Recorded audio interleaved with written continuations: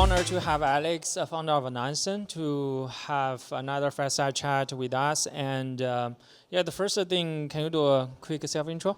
Yes, good to be here. My name is Alex. I'm the CEO and co-founder of Nansen.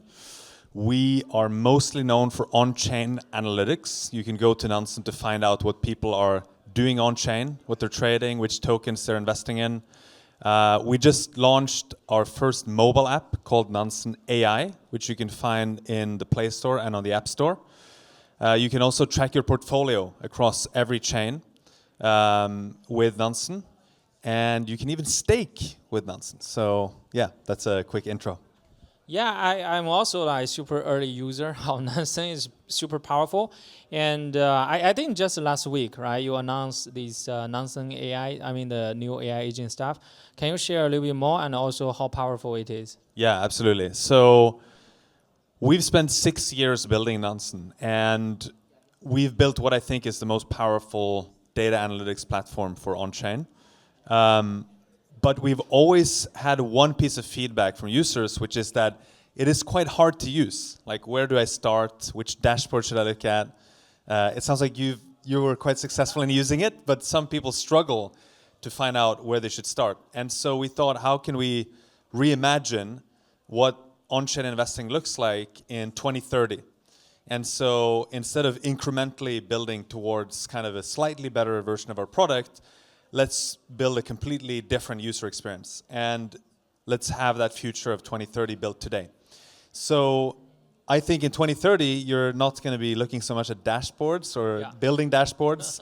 What you're going to be doing is chatting with data. Yes. And so the AI basically allows you to do that. So you go in, we have some pre-created prompts that you can tap on to just see it in action right away. Or if you have a question about, who's buying a specific token, why is the market down, why is the token that I bought and I thought it was going to go to the moon, it ended up dumping. You can ask it these types of questions, and it goes out on-chain, uses our data, has tens of billions of transactions at its fingertips.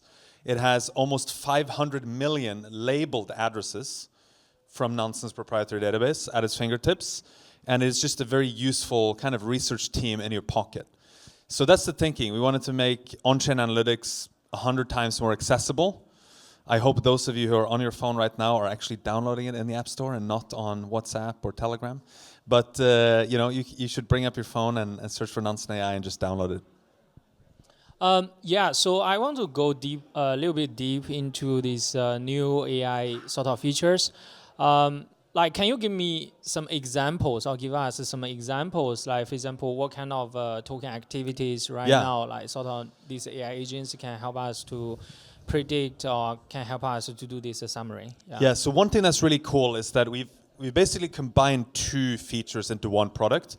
It's a portfolio tracker and it's an AI agent. Yeah. That means when you sign up, if you haven't already created a portfolio, you can do that by just pasting in your addresses. Yeah. And you get one view, and immediately the agent will personalize the prompts for you. Mm-hmm. So let's say hypothetically I have some Pengu in my wallet, completely hypothetical. If that is a big determinant in the portfolio being up or down, the first prompt is, why is Pengu up or down today? Yeah. So that means you create a user experience which is centered around your portfolio instead of a generic kind of view on chain. And so you and I will get different prompts. And so that's one example where you can just get an explainer of price. You can even paste in a transaction hash, and it works almost like an AI block explorer, and it tells you what that transaction actually was. You can paste in an address, and it'll tell you what the address actually is. You can ask about what token smart money are buying in the last hour or 15 minutes even, because it's all real time. And so there's a bunch of different things, like everything you can imagine doing with Nansen through the web UI, you can essentially do through chat with the agent. Of course, there's one missing piece which some people kind of immediately pick up on. It's, okay, I've done the research now, but I want to actually buy this token. Yeah. And so that's the missing piece, which we're going to add quite soon. You're going to be able to trade directly from the Nansen product, on-chain, self-custodially, and I think our product is going to represent the next generation of trading products. Oh, that's pretty cool. And then follow-up question, like, you know, right, we just sort of came back from KBW and now it's the token week, right? So based on the data you already have, so what are the new trending topics or like sort of a little bit alpha? Well, that's the funny thing. Like it changes literally from minute to minute. So I don't know. Maybe I should just bring up the app. I mean, I've seen some of the DeFi protocols start to do a little bit better. I think there's actually been several projects that have announced buybacks, whether it's Layer 0 or Ronin or a bunch of other ones. And so I've seen a couple of them do quite well. I think Layer 0 was doing pretty well over the last few days. I haven't checked today. And yeah, I should possibly actually just bring up the app and like let's ask it. Maybe I'll do that in the background while you ask your next question. Yeah. So another thing, like we all know that Nansen like sort of was the pioneer of this space on doing this kind of data analysis, right? And you've been expanding to a lot of chains.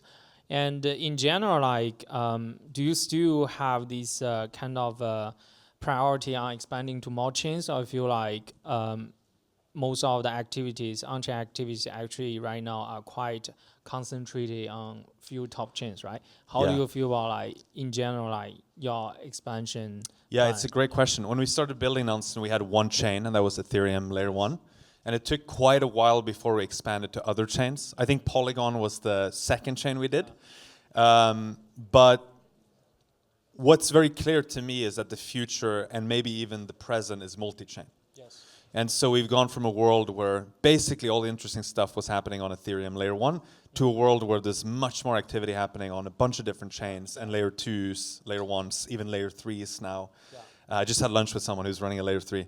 And so essentially, I think, we made it a priority to not only have super good signal on one or a few chains, but to have very broad coverage. Yeah. And that meant we had to invest a lot into our engineering capabilities to add new chains really quickly. And so when we added Polygon, I think we spent 3 months adding it. Now we can add a new EVM chain in basically one day. Oh, that's super so that's something we spent a lot of time on. We've automated a lot of the integration process. And we've also, the nice thing about EVMs is that they all use the same address format. Yes. Which means that if someone's active on Layer 1 or another Layer 2, you can actually reuse a lot of the information about that address for labeling purposes, even when they're active on a new Layer 2 or EVM. Yeah. My next question, like a little bit spicy, but because like I think 2 or 3 years ago, I was still the user of Nansen Alpha. So I really have this question, like because with the aging, all the things, apparently you are trying to expand more to this kind of consumer side, right?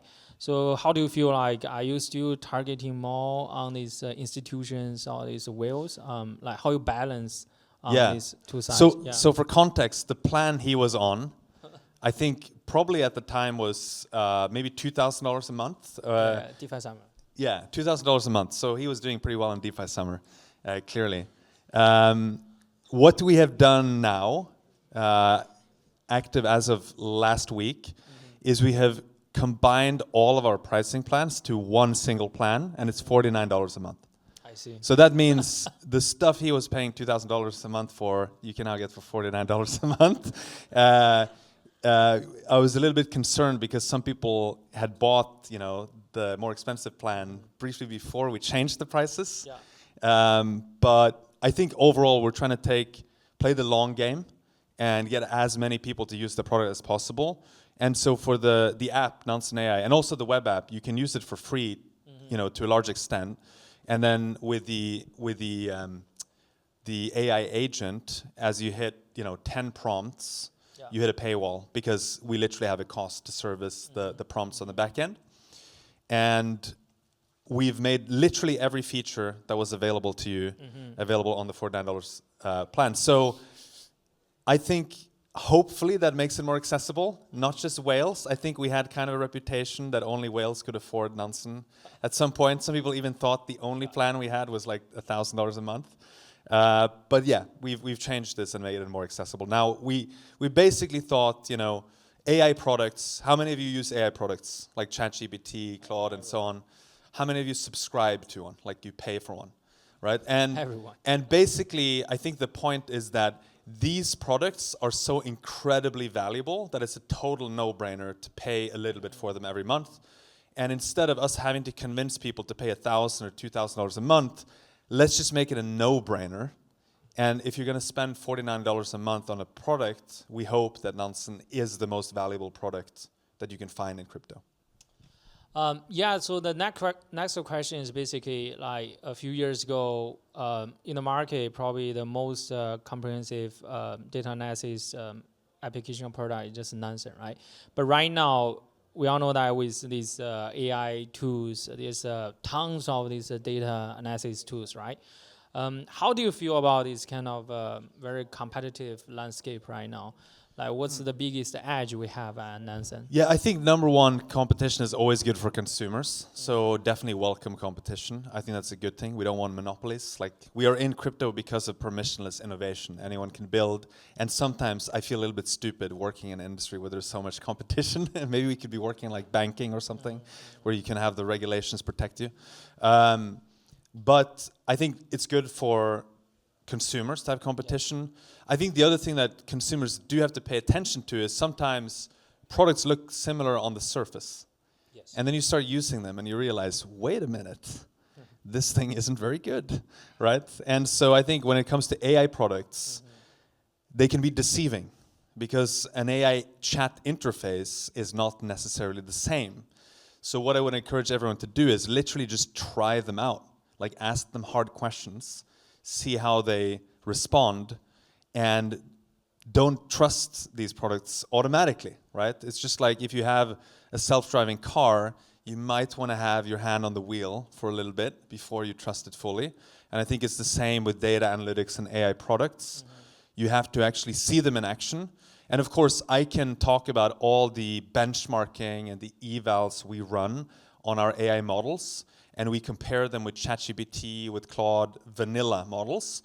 We've enhanced them with our on-chain data, and I can tell you that, you know, the fast version of our AI agent, which responds in less than 5 seconds, gives you a quality score on-chain investing related prompts of about 70%, and Grok gives you like 12%. Yeah. You know, so it's a massive difference. Obviously, Grok is a great product, same with ChatGPT, but it's not built for on-chain investing, right? And we've specifically built and optimized our AI agent for on-chain investing. If you use the expert version of our AI product, it takes a little bit longer to get a response, maybe 20 to 60 seconds. It does way more research for you, but then the quality score goes from 70% to about 90%, right? So you add another 20 points. What does the quality score mean? Of course, you know, I could just be making this up. Yeah. So you have to really go and just use it yourself, right? And I expect that we will get more standardized benchmarks for some of these tasks, I hope. And then once we get into trading, it gets interesting because now you have to run evals on how good the agent is at translating your intent to an actual order. Right? And you really don't want that to go wrong, right? You want it to buy the right token, right? You don't want it to buy, you know, the wrong Sol token or something, right? You want it to actually buy the thing that you have the intention to buy. So I think really to sum it up, number one, competition is good. Number two, you have to actually look at the quality of the products, test them out. Of course, read the benchmarking and evals results, but at the end of the day, try them out yourself. Yeah, time is up, and it's a great pleasure having the Fireside chat with Alex. And at the same time, I just download Nansen AI, try this new subscription. Previously worth $2,000 per month, right now only less than $50. Yeah, just have a try. Yeah, thank you, everyone. Thanks very much.